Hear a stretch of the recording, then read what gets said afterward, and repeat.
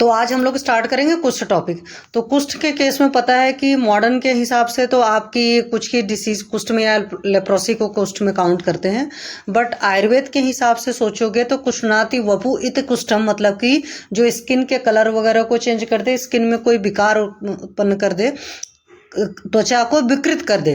त्वचा को जब विकृत कर देगा तो जितनी भी स्किन डिसीजेज हैं, चाहे किसी में ईचिंग हो रहा है, चाहे रैशेज हो रहे हैं, चाहे रेडनेस आ रही है, चाहे कोई और इशू है, वो सारा इशू जो है आपका काउंट उसी में होगा। कहाँ से आ रहा था, किसी को ऑप्शन, किसी को ज्वाइन करना था ना, यस। तो इस बात को आप समझो कि स्किन की डिसीज में ही काउंट होगा।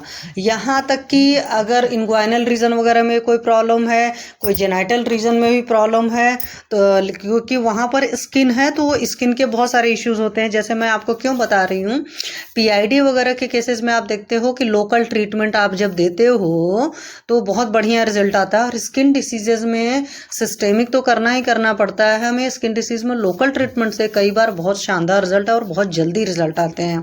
तो पहली बात तो आयुर्वेद का सिस्टम याद रखिए कि स्किन की कोई भी डिसीज होती है तो कुष्ठ में काउंट होती है। जब हम लोग पढ़ते थे तो दिमाग में कुष्ठ मतलब लेप्रोसी काउंट करे रहते थे, ये काउंट नहीं करना है।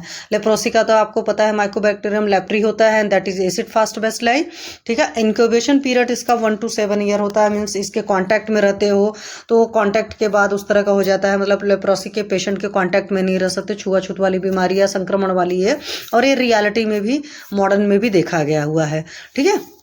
लेकिन हम लोग कुछ भी है, जैसे किसी का कलर अगर डल हो रहा है, अब यहीं से एक बात और आती है, वर्ण हानि।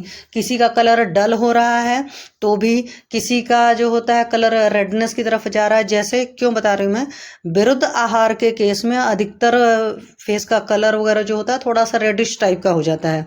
तो कुछ लोग सोचेंगे, जिनको नहीं चीज़ समझ, वो सोचेंगे रेड रेड होगा, और थोड़ा सा स्वेल्ड टाइप का फेस रहता है, फुला फुला सा चेहरा रहता है नॉर्मली, जो मैं अभी देख रही हूँ। क्योंकि आज भी मेरे साथ इत्तेफाकन हुआ कि मैं अपने कुछ काम से चंडीगढ़ गई थी, तो जहाँ पर मैं जेरोक्स करा रही थी वहीं पर एक बंदे की एंट्री हुई। उसको मैंने देखा तो क्या होता है कि जब आप चिकित्सक होते हैं तो आपकी निगाहें ही उसी तरीके से उठती हैं। तो मुझे तुरंत ख्याल आया कि विरुद्ध आहार का केस है, मतलब ऐसा कुछ खा रहा है जहाँ से विरुद्ध आहार जा रहा है, जहाँ, और इसमें कुष्ठ में जो आपके 4 दोष होते हैं, रस, रक्त, मांस और लसिका, उन चारों की दुष्टि करता है। तो इस बात को हमेशा याद रखना। सुश्रुत जी ने कहा है कुष्ठ को अपसर्गिक बोला, मतलब इन्फेक्शस नेचर में बोला गया है, और रक्तज कृमि के कारण होता है, मतलब पैथोजेंस होते हैं। अब यहाँ से आपको ये समझना है कि जब भी आपके पास कोई स्किन डिसीज का पेशेंट आएगा तो उसके रक्त शोधन करना ही करना है। तो रक्त शोधक दवाएं देंगे, साथ में आप रक्त पाचक दोगे। वर्ण हानि मैं क्यों कही हूँ, वर्ण हानि एक लक्षण है ज्वर का भी। इसका मतलब कुष्ठ के मरीज में अगर ज्वर की आप दवाएं दोगे तो फिर बहुत बढ़िया काम करेंगे, या मॉडर्न में या सिंपल लैंग्वेज में आप समझ लेते हो ना कि हम लीवर ठीक करेंगे, जीआईटी ठीक करेंगे। तो यहाँ से और भी सारी चीजें आपको समझ में आ रही हैं। अदरवाइज आपके पास त्वचा, रक्त, मांस और लसिका है। त्वचा का मतलब रसपाचक चलाना है, रक्त का मतलब रक्तपाचक हो गया, मांस का मतलब मांसपाचक हो गया। त्वचा, रक्त, मांस, लसिका। लसिका का मतलब आप समझ लो कि उदक व स्रोतस की जो भी दे रखी है, या तृष्णा निग्रहण वाली में जो दवाएं दे रखी हैं उनको आप यूज कर सकते हो। वर्ण महाकषाय जो है अपने चरक जी का, चरक सूत्र 4 में षड्विरेचन सदाशक्ति अध्याय जो दे रखा, वो सारी मेडिसिन आप यूज कर सकते हो। शर्तें हैं पुरुषम विक्षम, देख लो पेशेंट को क्या जरूरत है, किस हिसाब से होगा, और डाइजेस्टिव फायर उसकी कैसी होगी। तो ये मैंने आपको एक क्लियर कट सा बता दिया। एक दिन हो सकता है मैं आप लोग की केस टेकिंग कैसे किया जाता है वो क्लासेस लूँ, ठीक है। तब याद रखो ये चीज हो गया। दूसरी अगर बात करूं मैं इसके रेफरेंस की, तो रेफरेंस में चरक निदान में 5 है, उसी तरह सुश्रुत जी का भी निदान 5 है, लेकिन चरक चिकित्सा 7 है, सुश्रुत का चिकित्सा स्थान 9th चैप्टर है, अष्टांग हृदय का 14th है, माधव निदान का 49 चैप्टर है। कभी काल को पूछ लेता है, अदरवाइज रेयर क्वेश्चन आते हैं। हाँ, पीजी इंट्रेंस एग्जामिनेशन के टाइप से पूछ सकते हैं, कुछ भी होगा, बहुत ईजी क्वेश्चन है, बट ऐसे क्वेश्चन बहुत टफ होते हैं क्योंकि इतना किसी को याद नहीं रहता। जैसे चरक हर किसी को याद रहता है कि पहला भाई रसायन है, दूसरा बाजीकरण है। हमारे सुश्रुत जी के रसायन और बाजीकरण वगैरह जो है बाद में है। यही हालचाल आपके अष्टांग हृदय में भी है कि वहाँ पर भी वो सब सारी चीज़ें बाद में दे रखी हैं, ठीक है। अब कुष्ठ के निदान में देखो हमेशा दे रखा आहार विहार का व्यतिक्रम, या सिंपल लैंग्वेज में आप याद रखना कि कुष्ठ का मेन लक्षण होता है विरुद्ध आहार विहार। विरुद्ध आहार विहार में खास करके जैसे वीर्य से विरुद्ध, कोई शीत वीर्य है उसके साथ उष्ण वीर्य खा लिया, जैसे दूध के साथ नमक है, दूध के साथ में नमकीन आइटम है, दूध के साथ उष्ण वीर्य वाले द्रव्य हैं, दूध के साथ फल ओल खाते हो आप, और मेनली तो दूध के साथ आपका वही मिलता है वेजिटेरियन में। नॉन वेजिटेरियन में भाई दूध के साथ मछली है, दूध के साथ मीट है, इस तरह के सारे ऑप्शन। और आज की डेट में बहुत बढ़िया बढ़िया जो आपके जंक फूड वाले ऑप्शन है ना, burger, pizza, pastry, patty, chow mein, ये सारी जो नौटंकी आती है मार्केट में फूड, सो कॉल्ड बहुत सोफिस्टिकेटेड फूड, ये सारे सारे आपके विरुद्ध आहार में आते हैं, क्योंकि अगर उनकी प्रिपरेशन आप देखोगे तो उसमें मैदा भी होता है, मैदे के साथ में दूध भी पड़ा होता है, दूध के साथ नमक भी पड़ा होता है। तो इसीलिए ब्रेड का आइटम जो होता है विरुद्ध आहार विहार में आता है। सही से सोचो कि ब्रेड का मतलब रोटी नहीं कर देना होता है, ब्रेड में हमेशा सॉल्ट पड़ा होता है, ठीक है। तो ये चीज़ें हैं। तो निमित्त हेतु में आहार विहार का प्रतिक्रम और अधार्मिक कृत्यों को उल्लेख, हालांकि यहाँ पर अधार्मिक कृत्यों का उल्लेख लिखा है, अधार्मिक कृत्यों का उल्लेख हम लोग कई बार नहीं डिफाइन कर पाते हैं पेशेंट में, लेकिन अधार्मिक अगर कृत्य कोई इंसान करता, मान लो इस जन्म का है, क्योंकि कुष्ठ के केस में तो पिछले जन्म का भी करते, तो होता क्या है कि अगर आपने कोई चीज़ नॉर्म से अलग करी होती है तो आपके ब्रेन को पता होता है या आपके हार्ट को पता होता है कि गलत है, और वहीं पर क्या करता है ना, इंसान के अंदर भी आदत होती है नेचर डिफाइन करने कि अपने आप को जस्टिफाई अपने अंदर करता है। तो वहां पर क्या होता है कि ब्रेन अलग तरीके से सोचना शुरू करता है, हार्ट अलग तरीके से सोचना शुरू करता है, और दोनों एक दूसरे को कोऑर्डिनेशन में नहीं होते हैं, तो एक दूसरे के एंटी होकर लड़ना शुरू करते हैं, and that is known as autoimmune disease. और आपको अच्छी तरीके से पता है स्किन डिसीजेस के केस में ट्रीटमेंट में बहुत टाइम लगता है या बार बार रिकरेंस होता है, जैसे सोरियासिस के पेशेंट को ऑटोइम्यून डिसीज में लोग काउंट कर देते हैं, क्योंकि ये जो दुनिया भर के आहार विहार भी नहीं चेंज होते हैं और जो उनका थॉट प्रोसेस होता है। तो एक आयुर्वेदिक प्रैक्टिशनर होने के नाते आप हर फील्ड में प्रैक्टिस कर सकते हो, आप हेतु बस निकालना सीख लो और पेशेंट को थोड़ा सा पढ़ना सीख लो। जैसे स्किन डिसीजेस के केस में तो खासकर दिखता है, तो तुरंत पहले दिमाग में रखो कि कहीं ना कहीं इसका विरुद्ध आहार विहार है और हमें उस विरुद्ध आहार विहार को पहले इसको बताना है। फिर क्या होता है, वंश परंपरानुगत होता है। जैसे आपने सूत्र के केस में देखा है कि शादी ब्याह लोग करते थे तो ये चीज़ देखते थे कि फैमिली हिस्ट्री में सूत्र तो नहीं है, तो सूत्र के केस में भी कई बार वंश परंपरानुगत मिलता है, और भी कुछ कुछ डिसीज होती हैं जो मिलती हैं, ठीक है। फिर सुश्रुत जी ने कुष्ठ बाहुल्य से शुक्र शोणित, तो मतलब उन्होंने क्या कहा कि जो लेप्रोसी का पेशेंट रहता है उसके बच्चों को भी होता है, क्योंकि उसमें जेनेटिक लेवल पर चेंज हो जाता है। तो उस टाइम हुआ होगा, सब साले मतलब उस लेवल पर सारे इन्वॉल्वमेंट रहते होंगे, लोग साथ साथ रहते होंगे, तो ऐसा होता होगा। तो ये कंडीशन काउंट होती थी। हालांकि मुझे अब पता है कि लेप्रोसी अब कम मिलती है, क्योंकि अब कुष्ठ अलग तरीके से लोगों में नजर आता है। तो विरुद्ध आहार विशेषकर क्या है, मैंने आपको पहले ही बता दिया, वीर्य विरुद्ध आहार। तो इसके लिए दो थियरी दी गई है, कंटेजियस थियरी है, ये आप अपने पीजी एंट्रेंस एग्जामिनेशन के हिसाब से याद रखना, और एक फिश थियरी दी गई है। तो फिश थियरी को कुष्ठ का हेतु स्वीकार करते थे। तो कंटेजियस वाला तो आपको याद ही रहेगा, फिश थियरी याद कर लेना। फिर विरुद्ध आहार में इसमें है शीत उष्ण, ये मैंने आपको बता दिया, जैसे दूध के साथ आप उल्टा पुल्टा खाते ही रहते हो। संतर्पण और अपतर्पण, आपने कोई ऐसी चीज़ खाई जो संतर्पण करती थी, मान लो आपने ऐसी चीज़ ले ली, मान लो मीट वगैरह खाया हुआ है, संतर्पण आहार है, या उड़द खाया उसी के साथ ये खा लिया सत्तू, तो अपतर्पण कारक हो गया। गुरु लघु का व्यतिक्रम, बहुत भारी चीज़ खाया उसके बाद बहुत हल्की चीज़ खाई है, एक के बाद दूसरे बाद पहले का सेवन विरुद्ध आहार है। या सबसे बढ़िया आजकल लोगों में जो मुझे हेतु मिलता है, खाना खाते हैं, खाने के साथ में दूध पीते हैं। बहुत सारे लोग की आदत होती है। अभी मेरे पास एक पेशेंट आया था, मैंने बताया ना, बहुत खतरनाक एनोरेक्सिया का पेशेंट, तो उसका है, तो उसका भाई डॉक्टर है, खुद आयुर्वेदिक डॉक्टर है, और वो उसको जस्टिफाई क्या करता है कि मैम वो 150 ml ही तो लेते थे दूध, 200 ml। अब मैं कैसे बताऊं कि भाई तुम्हारे को इतना टिपिकल दिख रहा है, कम से कम अब तो छोड़ दो। तो ऐसा नहीं कि हमारे आयुर्वेद वाले नहीं करते, हमारे आयुर्वेद वाले भी बहुत बढ़िया से दबा करके रात में आइसक्रीम खाते हैं, बहुत उल्टे पुल्टे काम करते हैं। तो जितना अवॉइड करना कर सकते हो धीरे धीरे अवॉइड करना शुरू करो, क्योंकि आपके चेहरे में अगर वो सारी चीज़ें दिखेंगी और पेशेंट बोल दिया ना कि मैडम आप भी वही खाते हो या खाते हुए पी ली, मतलब वो जैसे मैं जब योगा क्लासेस वगैरह लेती थी ना, और गॉड ग्रेस उस वक्त में मैं बहुत फिट थी, रियलिटी है, फिट इसलिए थी कि मैं बहुत सारी क्लासेस लेती थी, योगा की भी डेली 3 क्लासेस लेती थी, 3 अपना साइंस की क्लासेस लेती थी, और भी अपना सेंटर का पूरा मैनेजमेंट देखना, पेशेंट देखना और घर के काम करना। तो फिर लोग सोचते नहीं थे कि मैम चाय भी पीते होंगे, कि इतना ख्याल रखते हैं तभी तो इतनी बॉडी फिट है। हालांकि उसके पीछे एक ही वजह थी कि मैं एक टाइम ग्लो भी लेती थी साथ में, और एक टाइम मैं व्हीट ग्रास जूस लेती थी। तो मेरी शुरू से आदत है कि मैं ज़्यादा बार खाना नहीं खाती हूँ, तो उस वजह से मैं योगा क्लासेस ले लेती थी, क्योंकि खाली पेट अधिकतर होते थे, सुबह एक और शाम को 2 ले लिया, है ना। तो अगर हमने 12 बजे खाना खाया है तो शाम को 5 साढ़े 5 बजे की योगा क्लास ले सकते हो। मेरा कहने का मतलब है कि आपको देख करके आपके लुक से भी पता चलना चाहिए, जो हमारे सर कहते थे, रवि सर, कि look like a doctor and behave like a doctor. तो आपको थोड़ा सा इसी उम्र से अपना ख्याल रखना शुरू करिए। नहीं ख्याल रखेंगे और मान लो हम स्किन के डॉक्टर बन जाते हैं कल को, क्योंकि आयुर्वेद वाले पहले तो खास करके स्किन और स्टडी पर बड़ा काम करते थे, उसी के ज़्यादा, लेकिन आपको लुक में भी नज़र आना पड़ेगा। तो अभी से आप खुद छोड़ दीजिए। फिर क्या है, मछली है, मकोई है, मूली है, ये सब सारी चीज़ों का सेवन किया जाता है। जैसे मछली खाकर मूली खा रहे हो, ये सब खा रहे हो, परस्पर विरोधी होते हैं। जैसे चिलचिल मछली के साथ में दूध का सेवन कर रहे हैं, हायनक, एवनक, चीनक, कोदो, जंगली कोदो, मतलब ये जो क्षुद्रान्न होते हैं ना, किसी क्षुद्रान्न को दही दूध के साथ नहीं खाया जाता। अब मैं इसी बात से बता रही हूँ, ये जो मिलेट्स आपका आता है, ठीक है, ओट्स आते हैं, ये सारे मिलेट्स और ओट्स वगैरह, रागी होगी, किस में आता है, क्षुद्रान्न में। और ये जिम वालों ने कल्चर प्रमोट कर दी है, और पता नहीं क्या है, दुनिया भर के लोग इसको दूध के साथ पका करके खीर की तरह खाते हैं।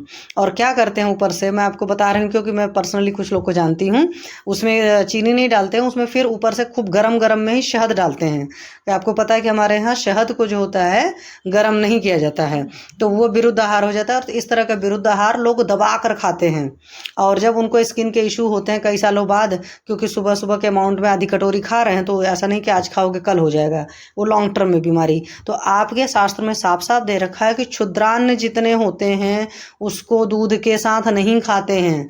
तो हो सकता है उस जमाने में भी लोग इस तरह की बेवकूफ़ियाँ करते होंगे कि खीर टाइप का ही तो बन गया ना भाई, दूध में पका दिया आपने, और ऊपर से तो सोने पर सुहागा ऑफर में लोगों ने उसमें गरम गरम में शहद डाल दिया। तो बिल्कुल वो विरुद्ध आहार है, स्किन इश्यूज, स्किन डिसीज होते हैं। और मुझे अब ये क्यों याद आ गया कि मैं 2 लोगों को जानती जिन्होंने ये काम किया था, और मैं उनको भी आज फ़ोन करके बताऊंगी, क्योंकि जब मैं पढ़ रही थी ऐसे तो मेरे दिमाग में नहीं आ रहा था, पर आपको पढ़ाते पढ़ाते याद आया, उन दोनों लोग का ये हेतु था। और क्षुद्रान्न के साथ दही भी नहीं लोगे, छाछ, बेर, कुल्थी, ये सब, उड़द, अलसी, एरंड, कुसुम्भ तेल के साथ भक्षण, ठीक है।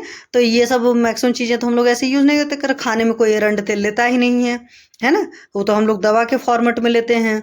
तो क्षुद्रान्न के साथ ये चीज़ें नहीं सेवन करनी, इस बात को याद रखना। रट्टा इसलिए मार लो या दिमाग में रख लो, क्योंकि आपका पेशेंट आएगा जो ओट्स का दूध में खीर बनाकर खाता होगा और ऊपर से शहद डालता होगा, और साल 6 महीने उसने खाया होगा, फिर उसको कहीं कहीं स्किन में कुछ कुछ मतलब खारिश वारिश हो रही होगी, या कहीं थोड़े थोड़े स्पॉट्स बन रहे होंगे, और आप पूछोगे तो सारी हिस्ट्री हेतु ठीक ठाक से मिलेंगे, क्योंकि आजकल के बच्चों के तो जंक फूड और न जाने क्या क्या हेतु मिलेंगे ही। फिर बच्चा बोलेगा कि मेरे तो सारे दोस्त खाते हैं, मैं ही नहीं। और ऊपर से मतलब ये जिम वालों ने मेनली प्रमोट करके रखा है, जो पतले पतले बच्चे होते हैं और खाते हैं। अब उन बेवकूफ़ों को कौन बताए कि क्षुद्रान्न से कभी मोटा नहीं होता है इंसान, पतला ही होता है। तो वो अजीब टाइप का कॉम्बो करके रखे हैं, ठीक। फिर भोजन के उपरांत व्यायाम, ऐसे बहुत सारे लोग होते हैं। मैं आपको इसका आज बताती हूँ। मैं बाहर थी तो मुझे बहुत तेज़ भूख लग गई थी, 3:30 बज रहे थे या 3 बज रहे थे, तो मैं बाहर ही कुछ खा लिया, और कुछ खा करके मैं रेस्टोरेंट से ऐसे उतरने लगी सीढ़ियों से, तो थोड़ा तेज़ी उतरना पड़ा, मेरे पीछे जस्ट कोई था।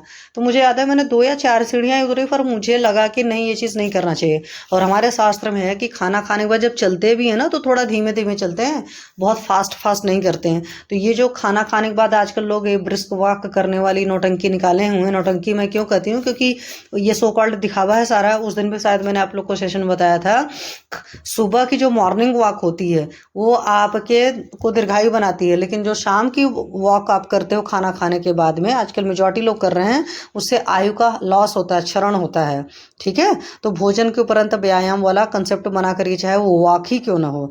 फिर संताप सेवन है, संताप सेवन तो हर कोई कर रहा है, अंदर ही अंदर कूढ़े जा रहा है, मरे जा रहा है। दिवासन, दिन में सोते हैं, मेजॉरिटी लोग सोते हैं। भय है, इंसान के अंदर बेबात का भय है, क्योंकि परमात्मा को कुछ सौंपना नहीं जानता। भ्रम की स्थिति है, what you should do and what you should not do, and at the proper time, किस मोमेंट पर क्या करना है, इस चीज़ को लेकर के हमारी यूथ भी काफ़ी वो है, और बहुत सारे लोग भी ऐसे होते हैं। और मैं आपको यहाँ से एक चीज़ और बता दे रही हूँ, ये भी आपके अंदर जब बुखार होता है, फीवर होता है, तो ज्वर की उसमें आता है कि अंदर एक भ्रम बना हुआ है। संताप से आक्रांत है कोई अंदर परेशानी चल रही है, उसकी वजह से बहुत परेशान हो, मनुष्य का सहसा शीतल जल में प्रवेश होता है।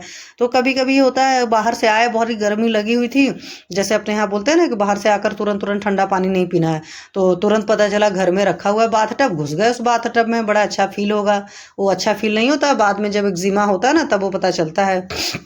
अति तृषित हैं, बहुत ज़्यादा प्यासे रह रहे हैं, भोजनोपरांत मैथुन किया जा रहा है, तो अगर आफ्टर फूड क्वाइटस हो रहा है तो भी गलत बात है। घुड़सवारी तो आज की डेट में कम है, व्यायाम है, जल संतरण आदि, और वमन वेग का धारण। आपको बहुत सारे ऐसे पेशेंट मिलेंगे जिनको एक्जिमा या कोई स्किन डिसीज बहुत दिन बाद होती है, उसके पहले उनसे आप पूछेंगे तो उनको होगा कि नौजिया वोजिया आ रहा था, पर मैंने ये चीज़ खा करके उस नौजिया को रोका था। ठीक है, तो वमन वेग का धारण जो लोग करते हैं कि नौजिया आई है और नौजिया को कुछ एंटी इमेटिक टाइप का खा कर के रोका हुआ है, ये आप पूछ सकते हो जब भी आपके पास स्किन डिसीज का पेशेंट आता है। ठीक है, कि हमको लग रहा था मैंने ये चीज़ खा ली, उसके बाद वॉमिटिंग नहीं आई, पर आपको जब हेतु पता रहेगा दिमाग में तभी पूछ पाएंगे। दूसरी स्त्री के साथ सहवास है, ऑब्वियसली बात है, ये पीआईडी के केस में आपके बहुत अप्लीकेबल है। पीआईडी हुआ है, यूटीआई हुआ है, तो हम लोग ऐसे सारे केसेस में पेशेंट को बोलते थे कि भाई इंटरप्टेड रहेगा, एब्सटेंस रहेगी 15 दिन की, और दोनों को ट्रीट करते हो। जो आप मॉडर्न में भी फ्लुकोनाजोल और न जाने क्या क्या चला देते हो, हालांकि अब मैं मॉडर्न प्रैक्टिस नहीं करती, ब्लड फ्लूकोनाजोल याद ही रहती है दिमाग में, तो या ऑर्निडाजोल वगैरह भी चलाते हैं। तो आपके पास तो बहुत बढ़िया है, आप धावन कराइए, धावन के बाद में कुछ एप्लीकेशन करा दीजिए या धूपन चिकित्सा कराइए, उससे बहुत बढ़िया रिजल्ट आता है। कुछ नहीं समझ में आता त्रिफलाक्वाथ से करा दो, उससे भी सस्ता करना चाहते हो कुछ नहीं है, नीम का पेड़ आसपास रखो, सेंटर जहाँ पर भी खोलो तो वहाँ पर गमले में ही लगा लेना, बड़े से गमले में नीम का पेड़, तो वो आपको बहुत सारे काम का जगह नीम का पानी काम आएगा। ठीक है, खास करके इस जगह में जहाँ पर पीआईडी वाईडी है, कुछ नहीं समझ रहा, त्रिफला भी में महंगा पड़ता है आज की रेट में, और गरीब मरीज है और उसको चाहते हो रिजल्ट भी लाना, तो नीम से करो ना। तिक्तरस है, और कंडुग्न गण में आती है, और भी पता नहीं क्या क्या गण में हमारी जी आती है, निम्ब जी, वैसे भी पंचनिम्ब कसाय जो आता है, नीम की 5 चीज़ें पड़ी होती हैं, और कुछ डिसीज़ के लिए बहुत बढ़िया चीज़ है, तो मतलब स्किन डिसीज में आप यूज़ कर सकते हो। हम तो नीम वाटर का एनिमा भी देते हैं पेशेंट्स को। ठीक, ये सारी चीज़ें हैं, और ये सब सारे जो दुनिया भर के उल्टे पुल्टे आहार करते हैं, तो मैं तो आज की डेट में कहती हूँ कि जो विरुद्ध आहार है ये आप समझ लो एक तरीके से स्लो पॉइजन है। ठीक है, जिस दिन आप इस कंसेप्ट को समझ गए कि विरुद्ध आहार एक स्लो पॉइजन है, तो आज नहीं कल बॉडी में बहुत बड़े लेवल पर चेंजेस लाता है। और वाकई होता है, विरुद्ध आहार की हिस्ट्री जिन लोग की अच्छी होती है उनको ट्रीट करना इतना आसान नहीं होता, क्योंकि वो वर्षों में चीज़ इकट्ठा होकर के अंदर तक सारी धातुओं को दूषित किया होता है, जिसकी वजह से हमारे चरक जी ने साफ साफ कहा है कि हर 15-15 दिन पर कुष्ठी को विरेचन कराना होता है, हर 15 दिन पर वमन, हर 15 दिन पर विरेचन। और वो मुझे आप लोग जब पढ़ते थे, आप लोग के टाइम में, मतलब तब हम रट्टा मारे थे, हमें समझ नहीं आता है, बट अब समझ में आया है कि विरुद्ध आहार क्या हो गया, एक तरीके से स्लो पॉइजन हो गया। तो स्लो पॉइजन जब बॉडी हो जाएगा तो प्रॉब्लम हो ही जाएगी, तो व्याधि क्षमता की हानि, इम्यूनिटी कम हो जाएगी, तो इम्यूनिटी कम हो जाने के बाद तो भाई हर जीवाणु हर कीटाणु आपके ऊपर आक्रमण करेगा या इंसान के ऊपर, और इंसान बीमार हो जाएगा। साथ साथ अधार्मिक कृत्यों में क्या दिया गया, विद्वान ब्राह्मण तथा गुरुजनों का अपमान। अगर आप अपने टीचर्स का अपमान करते हो तो ये बहुत बड़ा स्किन डिसीज का कॉज होता है, यहाँ पर साफ साफ लिखा है, तो इस बात का ख्याल रखिए। खास करके देखो, अदरवाइज नहीं लेना, बट हमारे टाइम तो बॉयज़ हमेशा बगावत करते रहते थे टीचर से, लड़कियां कम बगावत करती थी, अभी का मुझे नहीं पता है। ठीक है, फिर पाप कर्मों साधुओं की निंदा करना। साधु लोग जो होते हैं, फकीर लोग, वाकई जिनकी बात है, मैं उनकी बात नहीं कर रही हूँ जो चोर उचक्के होंगे, हो सकता है वो पॉपुलेशन थोड़ी 5 या 10% होगी, बट जो रियल में साधु लोग हैं, कभी उनकी बुराई नहीं करिए। आपको किसी को कुछ देना हो तो दो, नहीं देना है मत दो, लेकिन किसी की मतलब आप उनको ह्यूमिलिएट नहीं करिए। बहुत सारे लोगों की आदत होती है ह्यूमिलिएट करने की, तो आप उनके बारे में कुछ भी मत करो। एवं उनका वध एवं स्त्री वध होता था, वही पुराने जमाने में इस तरह के लोग होते थे। हवन सामग्री का भक्षण, कुछ लोग ऐसे होते थे क्योंकि आप देखोगे ना, हवन में बहुत अच्छी अच्छी चीज़ें बनती हैं। मैं इसलिए बता रही हूँ कि हमारे घर में सत्चंडी हमेशा होता था, तो बढ़िया से पूड़ी और खीर उर बनती है, और पूड़ी खीर हवन की समिधा में डाली जाती है, लास्ट में उससे भी हवन होता है। तो भाई हो सकता है कोई इतना रहा हो, भूख लगी हो, भूखड़ टाइप का रहा होगा कि हवन के लिए बना था और खा गया। अब खा गया, उस वक्त तो पेट शांत हो गया, भूख, बाद में सोचा होगा कि हाँ मैंने गलत कर दिया, तो कॉन्फ्लिक्ट हो सकता है। मैं आज की डेट में सब चीज़ें थोड़ी कम अप्लीकेबल है ना, पूर्व जन्मकृत पाप कर्म भी कुष्ठ के कारक गए गए हैं। और स्किन डिसीज में आपको खासकर पता है कि जब जो लोग गाय की सेवा करना बहुत अच्छा बोला जाता है, या गोमूत्र का पान वगैरह, या गोमूत्र मतलब गाय की किसी भी फॉर्मेट में बहुत अच्छा ट्रीटमेंट होता है। और एस्ट्रोलॉजी में शुक्र धातु को बढ़िया करने का बेस्ट उपाय होता है कि आप गाय की सेवा करिए। जिसकी शादी नहीं हो रही थी तो हम बोलते हैं भाई गाय की सेवा करो।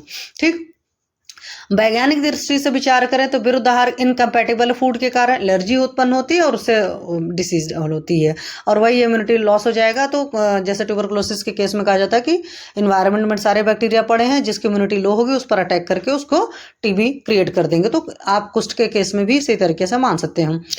आचार्यों ने कुष्ठ रोग की उत्पत्ति में रक्तज कृमि को ही प्रधान हेतु स्वीकार किया। इसका मतलब ये सिंपल सी बात है कि जब भी स्किन डिसीज का पेशेंट आएगा उसकी कृमिघ्न चिकित्सा भी करनी है। अभी मैंने क्या कहा था, त्वचा रक्त मांस लसिका, तो रस रक्त मांस पाचक चलाया आपने, लसिका उदक व स्रोता, साथ में कृमिघ्न चिकित्सा दोगे। अब यहीं से मैं आपको कृमि चिकित्सा का बहुत बढ़िया एग्जाम्पल बता रही हूँ जो मेरे अपने पेशेंट्स के अनुभव है।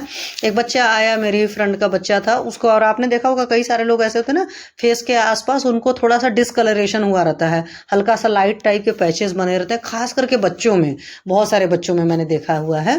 कई बार यंग एज के बच्चों में भी होता है, लेकिन ये जो छोटे बच्चे होते हैं तो 10 साल के अंदर के, उनके अंदर कई बार आपको नजर आ जाएगा। ये तुरंत एकदम क्लियर कट साइन है कि कृमि का हिस्ट्री है। ठीक है, उस बच्चे को मुझे याद है कि मैंने बेडंगा रिस्ट चलाया था और एक बोतल में ही टोटल उसका डिस्कलर मतलब जो था पूरा ठीक हो गया था। मतलब उस मदर को तो ये चिंता हो गई थी कहीं ऐसा तो नहीं इसको लिकोडर्मा हो रहा है। तो पर मैंने पढ़ा हुआ था शास्त्र, तो मुझे अपना याद था, मतलब बहुत साल पहले की बात है। तो हमने चलाया और तुरंत ही रिजल्ट आ गया था। और उस वक्त मैं आयुर्वेद को उतना बहुत अच्छे से नहीं जानती थी कि मैं बहुत परहेज कराऊँ, हालांकि दे आर वेजिटेरियंस, बट कचड़ा वेजिटेरियंस भी बहुत कुछ खाते हैं इधर उधर का सारी चीज़ें। उस बच्चे में रिजल्ट आ गया था। और बच्चों में कभी भी इस तरह के हेतु मिलते हैं तो आप तुरंत ही कराइए। साथ में पूछ लीजिए अगर कॉन्स्टिपेशन वगैरह है तो आप उसको भी सॉल्व करने के लिए दवा दे सकते हो। अदरवाइज कॉन्स्टिपेशन वगैरह नहीं है तो सिर्फ बेडंगा रिस्ट अकेले चला दोगे तो काम चल जाएगा। अदरवाइज बेडंगा रिस्ट के साथ अभया रिस्ट भी आप चला सकते हो। तो रक्तज कृमि को प्रधान हेतु स्वीकार किया गया, तो मीन्स आप कृमि की हिस्ट्री कुष्ठ के केस में मानकर चलेंगे। रक्तपाचक तो दे ही दे रहे हो, साथ में कृमिघ्न चिकित्सा, चाहे पलास बीज दो, चाहे आप बिडंग दे दो, चाहे कोई और भी आपके पास कृमिघ्न औषधियाँ बहुत अच्छी अच्छी हैं। नहीं कुछ समझ में आता तो मैं आपको एक चीज़ और बता दूं, बच्चों के केस में मेदोपाचक जो होता है वो भी बहुत बढ़िया कृमिघ्न का काम करता है। मेदोपाचक मतलब होता है गुड़ची मुस्ता अमल की जो है चातुर्थक जोड़ का काढ़ा जो है उसको बोलते हैं मेदोपाचक, वो दे सकते हो। और नहीं तो कुछ नहीं समझ में आता, अजवाइन और गुड़ दे सकते हो। ठीक है, पेशेंट बच्चे को रात में खीर वो खिला दिया, क्या बोलते हैं घी खिचड़ी खिला दीजिए अच्छे सा घी डाल करके, जिससे लग्जेटिव बढ़िया की तरह से काम करे। कोई ये नहीं कि चाउमीन मोमिन खिला करके, नहीं भाई, उस तरह का खाना खिलाया रहो जो सुबह रेचन की तरह औषधि की तरह निकल जाए, या पहले रेचन औषधि दे दिया शाम को, रात में उसको दे दिया अजवाइन को गुड़ के साथ में, तो वो भी निकल जाता है। या अजवाइन का काढ़ा बच्चों को दे दिया, उतने भर में छोटे बच्चों में काम चल जाता है। वरना आपके पास बेस्ट ट्रीटमेंट है, अगर आप कोई कृमिघ्न चिकित्सा नहीं देना चाहते तो मेदोपाचक दे दो, क्योंकि आप देखो मुस्ता मतलब नागरमोथा है और आपकी अमल की है गुड़ची और अमल की आपके दो रसायन हैं ही। ठीक है, तो ऐसा कोई द्रव्य नहीं है जो बच्चों को नुकसान करे, तो आप एक छोटे से बच्चे को भी दे सकते हो। ठीक, तो आपको मैं ट्रीटमेंट यहीं से सांसद बताती जा रही हूँ। अब हमारे सेंटर पर बड़ा मच्छर आ गया नालायक। फिर सुश्रुत संहिता में कुष्ठ को औपसर्गिक रोग बताकर एक दूसरे व्यक्ति से, तो ऑब्वियस सी बात है कि प्रसंगाद गात्र संस्पर्शाद, ये वाला जो श्लोक है रट लेना। अभी तो मुझे भूल भाल गया, लेकिन लगभग तब याद था कि प्रसंगाद गात्र संस्पर्शाद निश्वासास सह भोजनात् एक संयास न वस्त्र माल्य कुष्ठम ज्वरश्च शोषस नेत्रापि संधि योच औपसर्गिक रोगा संक्रमंति नरान नरम। प्रसंगाद मतलब साथ में बैठने उठने से जो होता है, गात्र से टच वगैरह होने से, निश्वास मतलब कोई इंसान इतना क्लोज है कि उससे सांस के साथ आपकी सांस मैच हो रही है। जैसे कई बार आप देखते हो ना, कोई बीड़ी सिगरेट पीकर आ जाता है तो उसकी सांस लगता है भाई दूर हट जा। सब भोजनात, एक थाली में खाना वाना खाने से, एक सैया एक बेड शेयर करने से, तो कई खासकर ट्यूबरकुलोसिस के पेशेंट में तो ये सारी चीजें अवॉइड होती है, बहुत डिस्टेंस बनाकर रखते हो। और जो अभी आपने कोरोना काल में तो ट्यूबरकुलोसिस के पेशेंट से ज्यादा हम लोगों ने नॉर्म्स वगैरह को पूरे करे हुए हैं, तो हम लोग तो अब हो गए हैं भुक्तभोगी, इन चीजों को समझ गए हैं। तो इसकी वजह से सोचो कितनी डिसीज हैं। हमारे यहाँ कुष्ठ बोलते हैं, मैंने आप लोग को पहले ही बताया था ज्वर पढ़ाते हुए कि मेरी एक फ्रेंड थी, जब मुझे ज्वर होता था तो उसको हो जाता था, जो मुझे हॉस्टल से घर भागना पड़ता था। कुष्ठ है मतलब स्किन डिसीजेस है, ज्वर है, शोष है। बहुत दुबले पतले लोगों के केस में रहते हो, दुबले पतले, वहाँ ट्यूबरकुलोसिस का होता है। अगर मान लो आपके आसपास कोई ऐसा पेशेंट रह रहा है जिसके अंदर ट्यूबरकुलोसिस का बैक्टीरिया पड़ा है और आप उसके साथ क्लोज कांटेक्ट में हो, क्लोज कांटेक्ट का मतलब एक ही रूम शेयर करो, खासकर हॉस्टल में। जैसे मुझे याद है कि मुझे शोल्डर पेन होता था और अभी भी है, जब मैं ज़्यादा बैठ कर पढ़ती हूँ, जैसे मैंने MD करना शुरू किया तो फिर मेरे उसी पर्टिकुलर जगह फिर से पेन शुरू होगा। क्योंकि लगभग एक सिटिंग में बैठकर पढ़ना होता है, एक सिटिंग में वहीं बैठकर लिख रहे हो।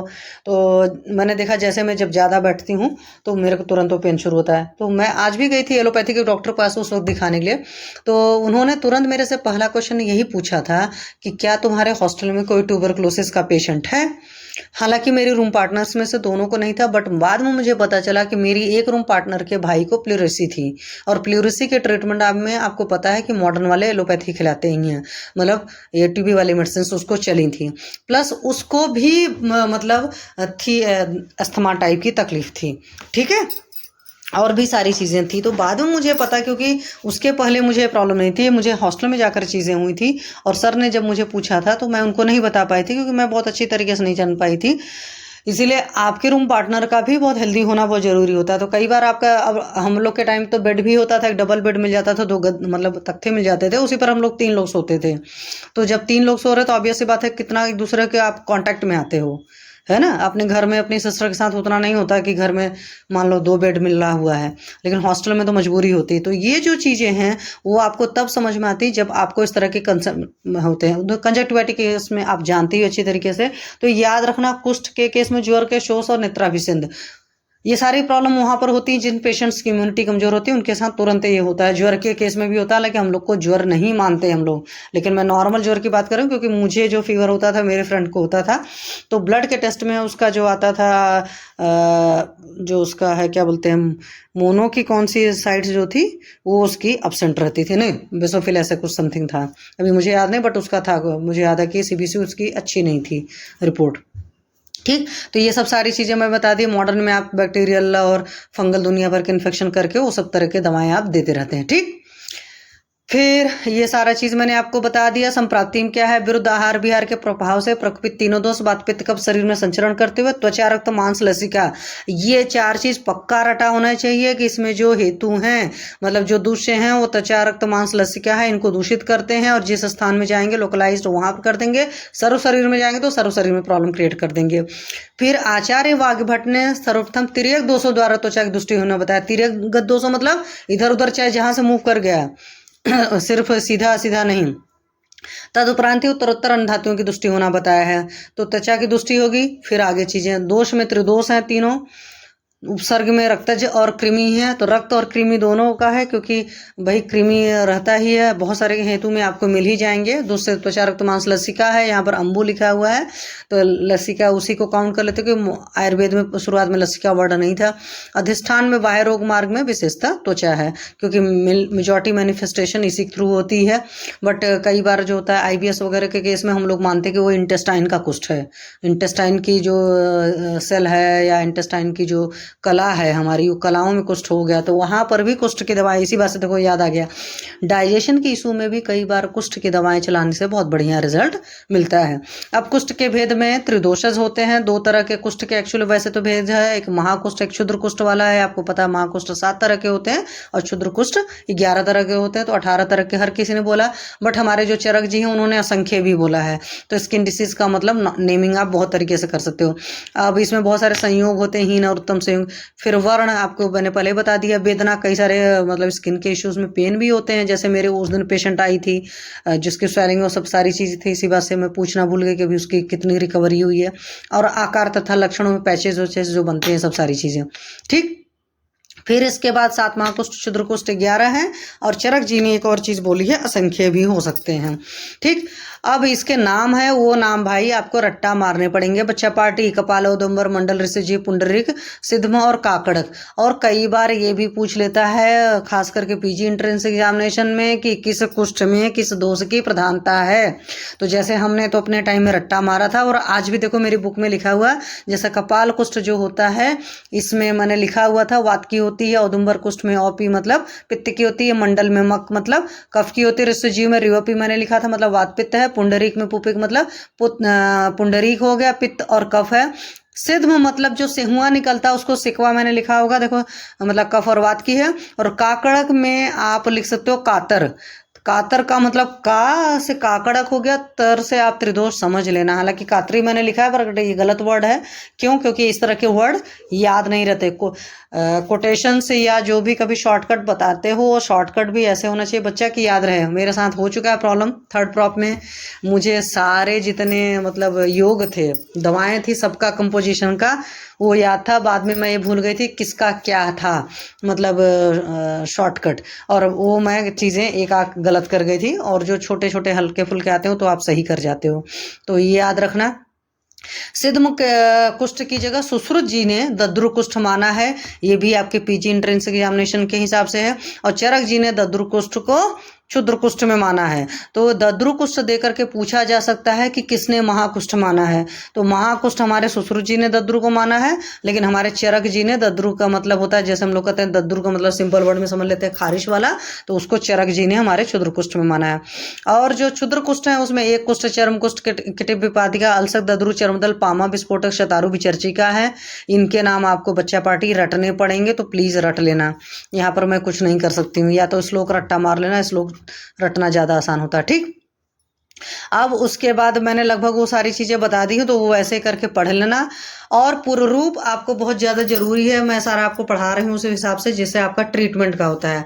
तो ट्रीटमेंट में अधिकतर ऐसा होता है कि पेशेंट आता है, खासकर लेप्रोसी के केस में आपको पता है सेंसेशन का लॉस होता है।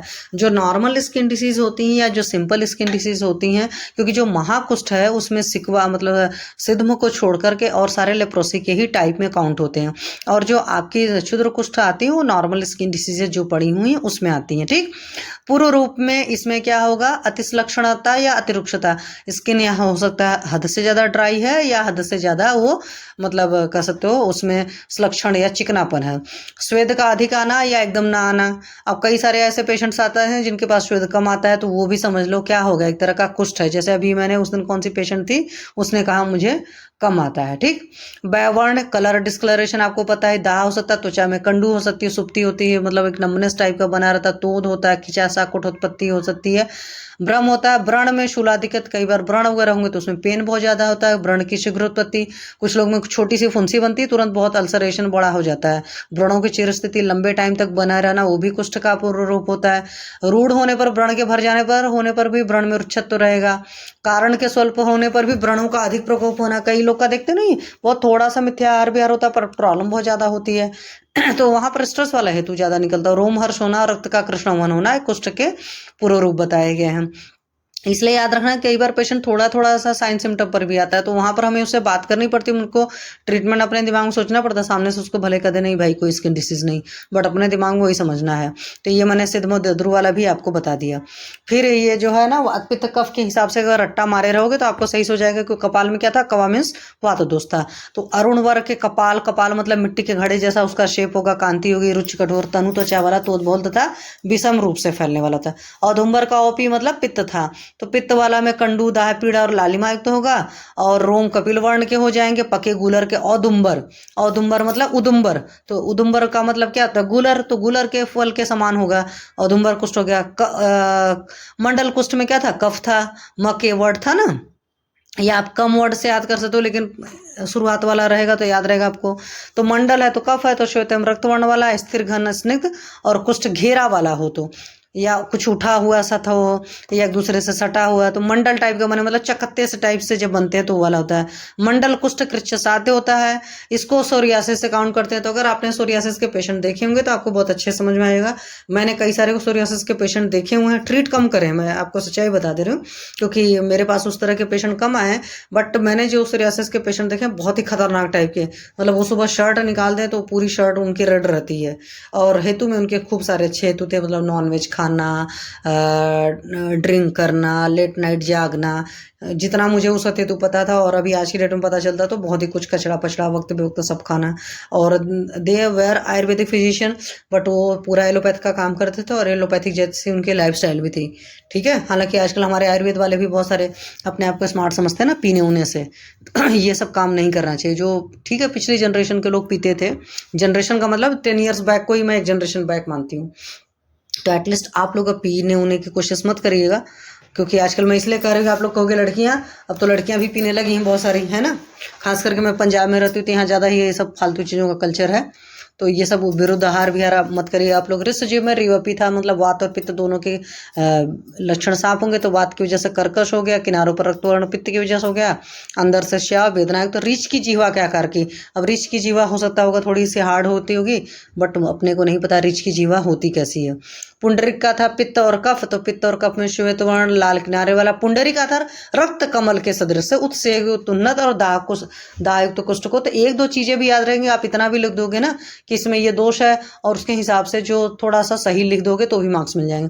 सिद्ध कुष्ठ सेहुआ होता है, वो जो गले में बन जाता है, लोगों का गर्दन में बनता है, तो इस तरीके से होता है, छाती पर आता है लगभग नॉर्मली, तो गाँव के लोग उसको सेहुआ बोलते हैं। श्वेत वर्ण था ताम्रवर्ण के धब्बे दिखाई देते हैं, और जो पतला है रगड़ने से जिसमें धूली के समान चूर्ण निकलता है। हालांकि सेहुआ के पेशेंट मैंने देखे हैं, अपने बचपन में ही देखे हैं, मतलब लोग ये समझते हैं गांव के लोग होते हैं तो कुछ कुछ लोकल ट्रीटमेंट करते हैं उससे ठीक हो जाता है, बट मैं किसी को जानती थी जो 10-12 साल की एज में उस बच्चे को हुआ था, उसको ट्रीटमेंट नहीं पता था। तो लाबू या लौकिक फल के समान होता है वो, मतलब ये होता है वक्षस्थल पर होता है, मतलब इसमें ना हल्का सा डिस्कलरेशन होता है और काफ़ी लंबा सारे एरिया में बना रहता है, तो ये चीज़ होता है। अगर आपने कभी इस तरह के पेशेंट देखे होंगे तो आप बता सकते हो आराम से। फिर काकड़क जी हमारे कातर था, मतलब त्रिदोषज थे, तो त्रिदोषज में काकड़क का मतलब होता है कि आपका घुंची, घुंची मतलब रत्ती, गुंजा को बोलते हैं घुंची, तो गुंजा की तरह रेड कलर का होगा, तीव्र वेदना युक्त होगा। भाई तीनों था तो तीव्र वेदना है, और उसे काकड़ कुष्ठ कहते हैं और असाध्य होता है। वैसे भी हमारे हर जगह चरक जी ने डिफाइन किया ना, जहाँ पर भी त्रिदोषज होती है वो चीज़ें असाध्य अवस्था में चली जाती है, तो आप याद रखिएगा। फिर क्षुद्र कुष्ठ में एक कुष्ठ है, उसमें स्वेद नहीं आता है, बहुत बड़े स्थान में होता है, मतलब पूरे से, और इसमें स्केली लेजन्स होते हैं, तो ये याद रखना है। तो ये सोरियासिस से कुष्ठ को कंपेयर करते हो। चर्म कुष्ठ में चर्म जो होता है हाथी के चमड़े के समान मोटा हो जाएगा। कई बार ऐसे पेशेंट्स भी आते हैं जो बोलते हैं कि मेरी स्किन बहुत थिक सी होती जा रही है, तो आप उसको चर्म कुष्ठ समझिएगा। किटिव का मतलब क्या होता है, स्याव और व्रण के समान खुरदरे स्पर्श वाला होता है, उसे किटिव कुष्ठ कहा जाता है, भी सोरियासिस होता है। और ये क्वेश्चन जो है छटंके ना, ये आपके पीजी एंट्रेंस एग्जामिनेशन के हिसाब से बड़े हैं, वहां पर एक कुष्ठ का दे देगा, मतलब किसी का पर्टिकुलर नाम दे देगा और उसके अंदर के लक्षण दे देगा। अब बैठकर अगर श्लोक वाला रट्टा नहीं मारे होगे बेटा तो आप नहीं कर पाओगे, मैं एकदम साफ साफ बता दे रही हूँ, क्योंकि एमसीक्यू में इंसान बहुत भूलता भालता है। ऐसे तो चलो जो याद आ गया एग्जामिनेशन में लिख दिया, बट जहाँ पर भी मल्टीपल चॉइस होता है वहाँ भूल जाता है, फिर लगेगा नहीं ये इसका भी उसका भी। क्योंकि अभी मेरे साथ खुद ही साल हुआ था जब मैंने एग्जाम दिया था, वो शायद मैंने क्वेश्चन सही किया था कि नहीं किया था, गॉड नोज। विपादिका का मतलब सिंपल सा पैर फटना होता है, तो नॉर्मल पैर फटना नहीं, उसमें साथ में पेन वगैरह भी होता है। और कई बार आपने देखा विपादिका के पेशेंट को गांव के कहा होता है ना, जिसके पैर न फटी विवाही तेका जाना पीर पर आई, तो बहुत बुरा दर्द भी होता है, उसमें से ब्लड भी निकलता है और इतना बुरी तरीके से फटता है ना कि आप देखोगे तो आपको मतलब रोना सा आ जाएगा। एक होता है सिंपल लोगों का पैर फटना, एक होता है ना अंदर पूरी दरारें बन जाती हैं, उसमें से ब्लड निकलता है और पता नहीं कैसे ऐसे पेशेंट चलते फिरते हैं, बट मैंने ऐसे पेशेंट्स को भी देखा हुआ है। और एक और भी बहुत खतरनाक पेशेंट देखा था, बहुत ही गरीब था, मतलब ये जो होते हैं कि ओल्ड एज होम था उसमें था।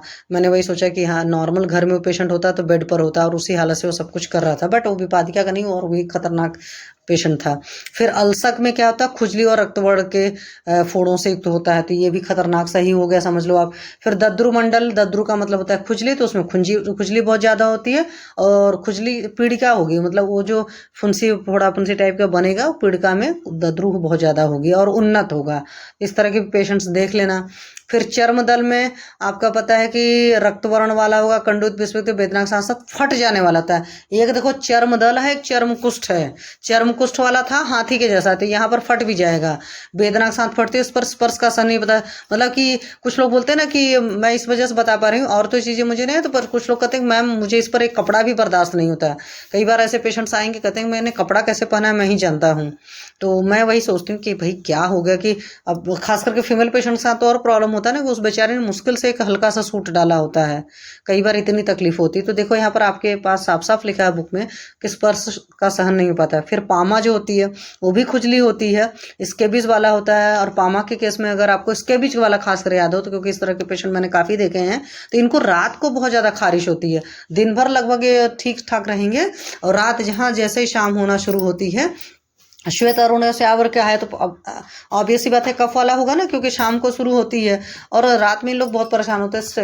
तो इसके बीच के पेशेंट को बोला जाता है कि भाई अपने कपड़े अलग रखिए, सब धुलिए धालिए, और एक बार धुले हुए कपड़े बढ़िया से धूप में सुखाए रहें और आयरन किए हुए पहनना है, बहुत सारा ख्याल रखना होता है, वरना ये भी जल्दी ठीक नहीं होती। और वो जो लोशन लगाना हो तो उस लोशन के साथ भी पंगा होता है कि आंखों को नहीं टच हो जाए, तो इसके बीच वाली प्रॉब्लम आती है। फिर विस्फोट में क्या होता है, मतलब पीड़िका तो रहेगी और पीड़िका पतली रहेगी और तनु रहेगी, इस तरह की सारी चीज़ें होती हैं। और साथ में शतारू है, तो शतारू जो है दाव पीड़ा युक्त है, मतलब सब रट्टा मार रहे ना बच्चा पार्टी, और मैं कुछ नहीं बता सकती। विचर्चिका एक्जिमा है। अब स्केबीज और एक्जिमा में फ़र्क होता है। एक्जिमा ऐसे ही होता है, स्केबीज का तो मुझे अच्छी तरीके से याद है कि रात में ज़्यादा जाता है अधिक, और विचर्चिका में देखो स्राव होता है। तो अगर सिक्रीशंस साथ में है तो वो आपका एक्जिमा है, अगर सिक्रीशंस वगैरह नहीं होते, क्योंकि मैंने स्केबीज के पेशेंट देखे उनमें सिक्रीशंस नहीं थे। एक्जिमा के केस में सिक्रीशंस होता है, तो ये याद रखना। अब उसको किस कोड से याद रखोगे तो दिमाग में याद रखना। फिर वात दोष के कारण कुष्ठ में क्या हो सकता है, रुक्षता, शोष, तो त्वचा में संकोच, खिंचाव, कठिनता, खुरदरापन, रोमांस तथा श्यावता या अरुण का होना पाया जाता है। पित्त दोष के कारण आपको पता है दाह, लालिमा, राग, स्राव का होना, पकना, आम गंधी, कहीं पर भी पकने पुकने की बात आती है तो समझ लो पित्त तुरंत इन्वॉल्व हो जाता है। क्लेद, अंगों का गलकर गिरना, बहुत बुरी हालत हो जाएगी तो अंग गलकर भी गिर जाते हैं। फिर कफ दोष के कारण श्वेतता, शीतलता, कंडू, स्थिरता, ऊंचा उठा होना, मतलब स्वेलिंग है, एलिवेशन है तो तुरंत कफ समझ में आना चाहिए। गुरुता, चिकनापन और कृमियों द्वारा भक्षण क्रिया। और क्लेद की अधिकता, क्लेद देखो पित्त में होगा, लेकिन क्लेद की अधिकता हो जाना तो वो कफ में होगा। बहुत ज्यादा क्लेद हो गया, कीचड़ कीचड़ हो गया। सापच्छ निदान में क्या होता है, कुष्ठ और विसर्प में समान दोष दुष्य होते हैं, बट आगे अगर आप देखोगे तो जो आपका विसर्प जो होता है वो फैलेगा, विसर्पणशील होगा, कुष्ठ लगभग वहीं पड़ा रहेगा। और विसर्प जो होता है रक्त दोष प्रधान होता है, कुष्ठ क्या था आपका, त्रिदोष था, तीनों होता था। कुष्ठ के केस में वेदना बहुत रेयर केसेस में पाई जाती है, हर जगह नहीं पाई जाती, लेकिन विसर्प के केस में बहुत ज़्यादा वेदना होती है, क्योंकि विसर्प मेनली आपके ब्लड की वजह से होता है।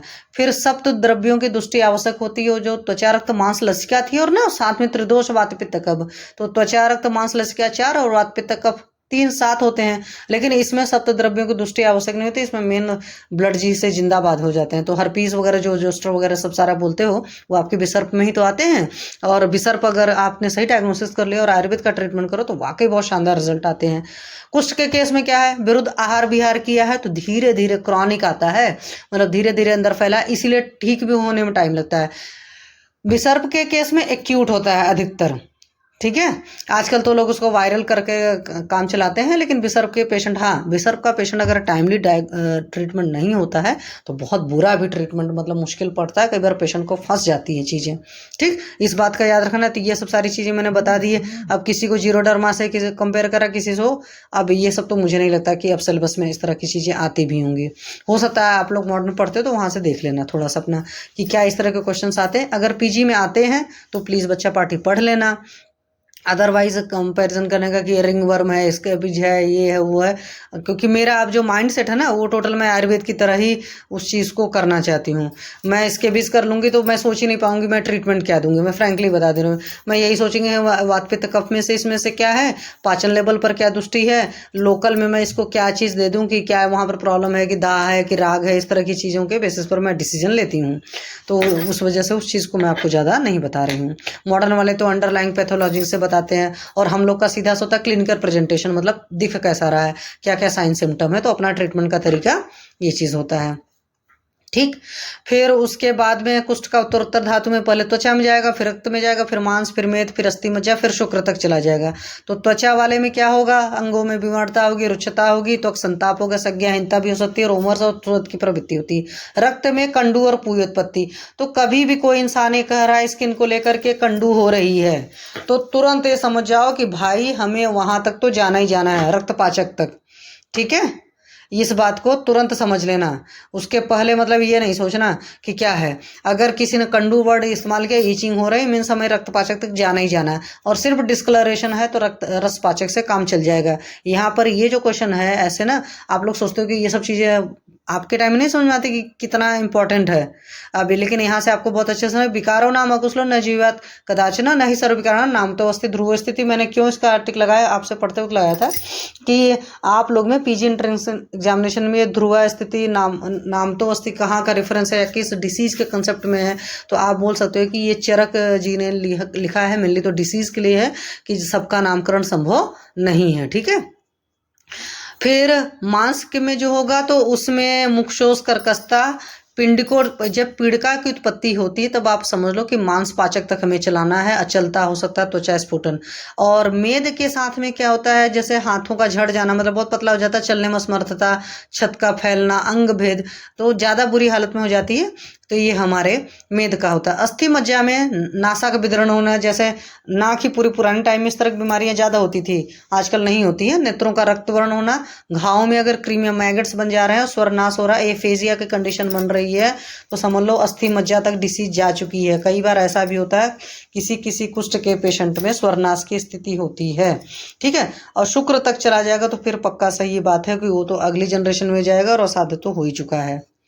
अब नेक्स्ट आपका क्या है, कुष्ठों की साध्यता असाध्यता, एमडीटी देते हैं जो ट्रीटमेंट में होता है। आजकल तो एमडीटी अब नहीं, अब इसके आगे भी चली हो गई, लेकिन मैंने एमडीटी इसलिए लिखा था कि एमडीटी चलता था उस टाइम, अब मुझे अभी याद नहीं रहेगा क्या फुल फॉर्म है, बट कुष्ठ की चिकित्सा में एमडीटी चलता था पहले।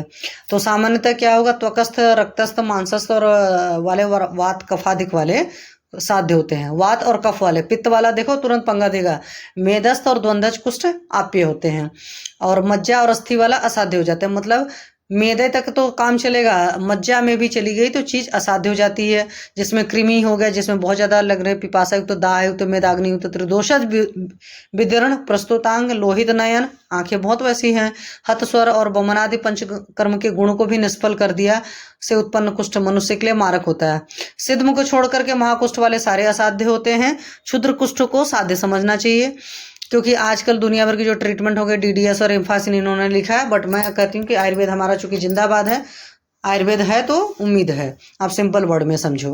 तो आज की डेट में कुष्ठ साध्य है, लेकिन कोई इस कंडीशन में ना आए कि मॉडर्न वालों ने मना कर दिया कि भाई अब तो अपने हाथ ही खड़ा कर दिए, हम असाध्य अवस्था में भी बहुत बुरी कंडीशन में आ चुके हैं, मतलब पेशेंट के अंदर जिसको कहते हैं ना कि अग्नि में बल ही नहीं रह गया, शरीर में बल नहीं रह गया, तो वैसे मरीज को क्या ट्रीटमेंट करोगे कि सत्व तो सब जा चुका है, बल उल जा चुका है, तो फिर कई बार तो होता है ना कि दवा की भी पाचन क्षमता उसके अंदर नहीं रह गई, दवा भी बेचारी काम क्या करेगी।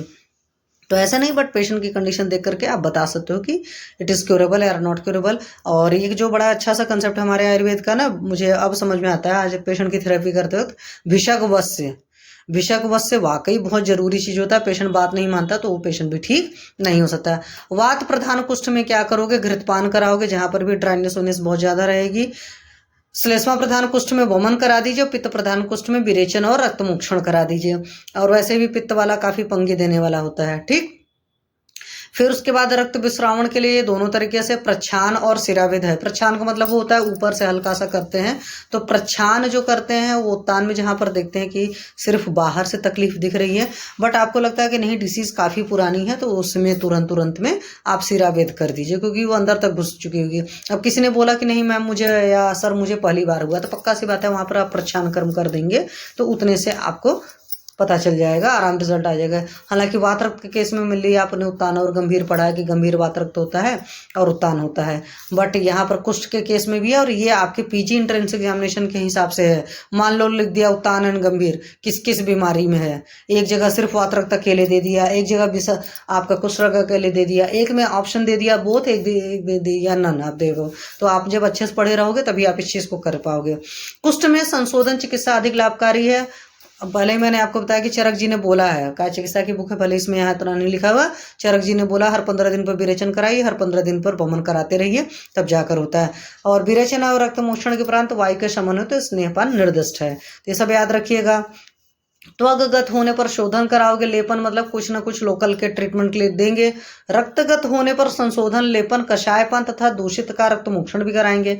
मांसगत होने पर शोधन, आलेपन, कषायपान, रक्तमोक्षण, आंसू अरिष्ट दोगे, मंथपान और अलेह वगैरह का। हालांकि हम लोग आजकल स्किन के डिसीज में मैंने इस हिसाब से तो ट्रीटमेंट नहीं किया, मेरा तो मेन वही ट्रीटमेंट रहता है, दीपन पाचन और लोमन, और प्लस पर्टिकुलर वहाँ पर जो प्रॉब्लम है, जैसे अभी मेरे पास स्किन की पेशेंट थी, वो पिंपल्स वाली थी कि गड्ढे बन गए थे, तो मैंने उसमें लेप दिया था उसको, शंख भस्म का लेप बोला था शुरुआत में, बाद में शंख भस्म के साथ अश्वगंधा लगाया था, बाद में अष्टमधु लगाया था और उसका हील हो गया था।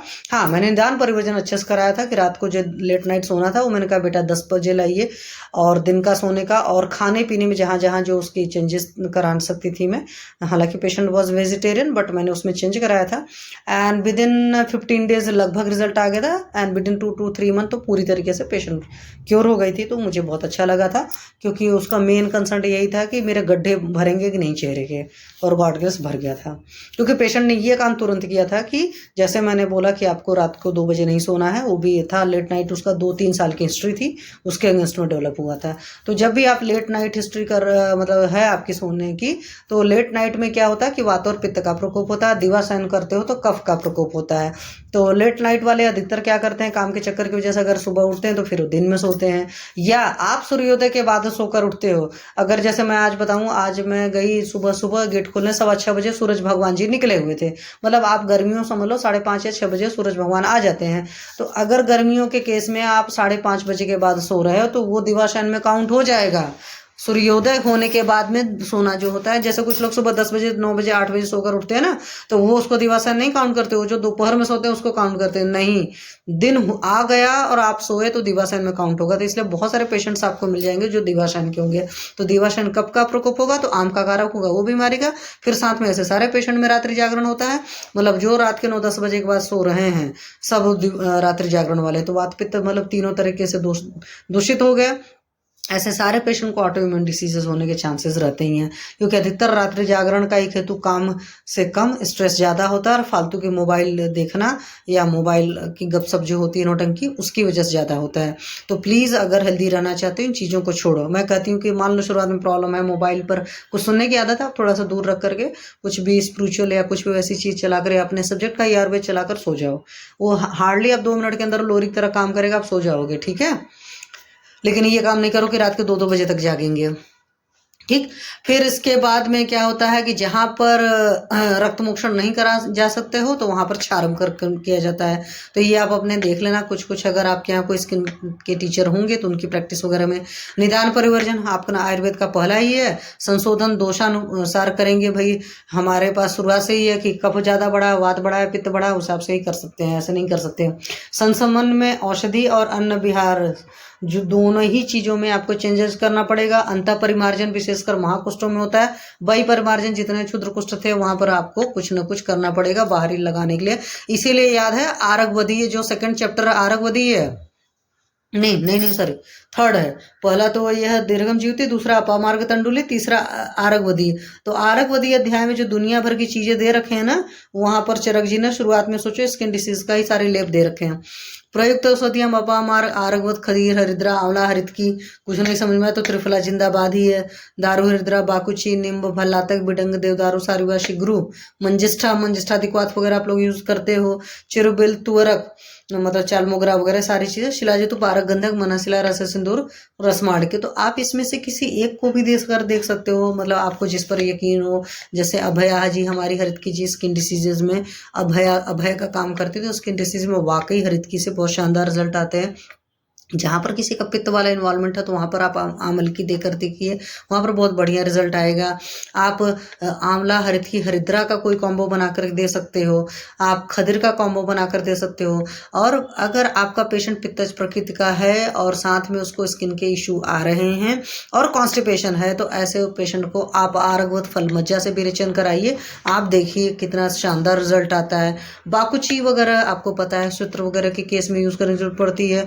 डोज उसका बहुत सही से सिलेक्ट करिएगा, क्योंकि बाकुची इतनी भी अच्छी चीज़ नहीं। नींब के पत्ते, अभी जैसे मेरे यहाँ सेंटर पर काम हो रहा है, तो बच्चे हैं यहाँ पर छोटे छोटे जिन मतलब जो लेबर है, तो मैंने बोल दिया उनके बच्चों को, मैंने देखा मुझे लग गया था कृमि का हेतु है, और मैंने कहा नहीं पता नहीं वो फीस तो छोड़ो, दवा भी के पैसे देंगे नहीं देंगे, क्योंकि फीस तो मैं गरीब लोगों से नहीं लेती हूँ।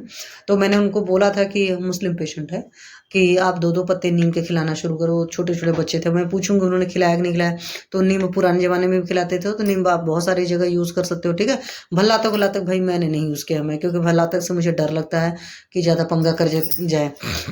अगर प्रॉपर शोधन मार्ग नहीं तो जितनी भी आपकी विष वाली औषधियाँ हैं, रस औषधियाँ और विष औषधियाँ सोच समझ कर यूज़ करना चाहिए। शिगरू आप दे सकते हो, हालांकि शिगरू मैंने ऐसे एज सच नहीं यूज़ किया हुआ है, बट शिगरू का भी आप लेप वगैरह लगवा सकते हो, ठीक है। मंजिस्टा हमेशा मेन वैसे यूज किया, मतलब एक सिंगल ड्रग की तरह नहीं यूज़ किया है मैंने।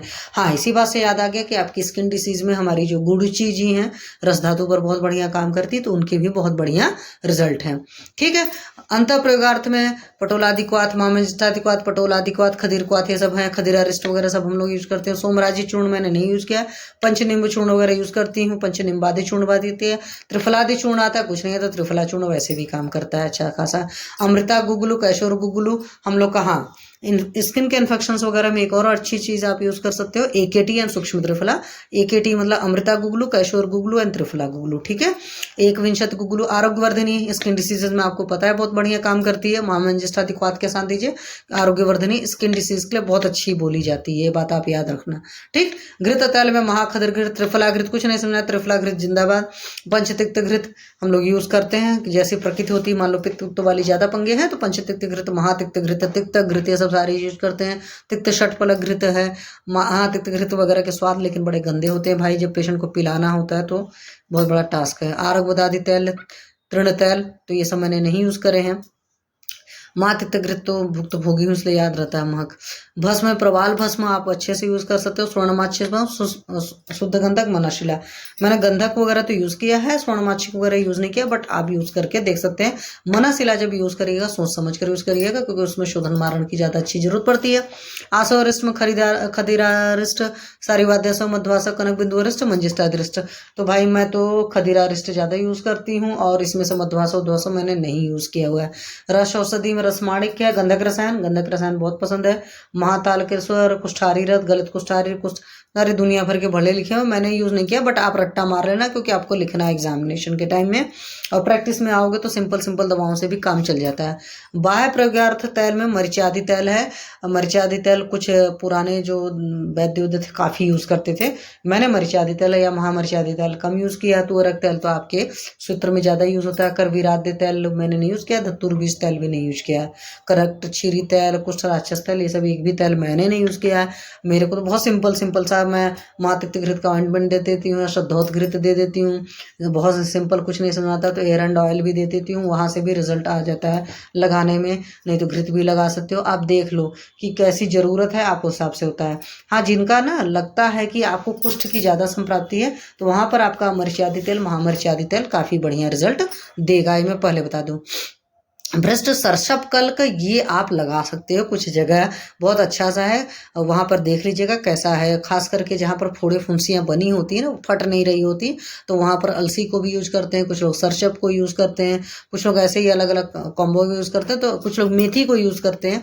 तो यहाँ पर तो सिर्फ सरसप लिखा है, जो हम लोगों ने यूज़ किया वो मैं आपको बता दे रही हूँ। या कुछ लोग क्या करते हैं, रोटी पकाते हैं और रोटी पका करके एक टाइप कच्चा रहने देते हैं, उसमें तेल लगा करके चिपका देते हैं, तो अंदर जो फोड़ा फुंसी बनी रहता है, मतलब ऊपर थोड़ा सा ये पका नहीं है, वो पक जाता है, अगले दिन वो डिस्चार्ज हो जाता है, तो वो भी सॉल्व हो जाता है। तो कुष्ठी वाला व्रण जो टाइप का बन जाता है, मतलब एक तरीके से स्किन का हुआ मैनिफेस्टेशन ना, तो कुष्ठी काउंट करोगे। और प्रदेह में त्रिडक प्रदेह, कासमर्द प्रदेह मैंने यूज़ नहीं किया। लेप में मनशिलादि लेप, चक्रमर्द बीजादि लेप, मूलक बीजादि लेप, सिंदूरादि लेप, भलतादि, चतुरंगल गंधपाषाण लेप, रसादि लेप, तो ये सब है।